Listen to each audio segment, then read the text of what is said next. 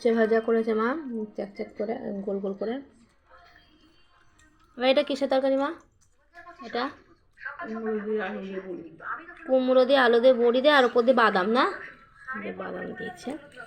আর এটা লাউ ঘন্ট করেছে, এই যে ডাল করেছে, মুগের ডাল সিদ্ধ, চাটনি, আর একটু কুয়ো খাচ্ছে ডাল সিদ্ধ দিয়ে আর ডিম অমলেট দিয়ে।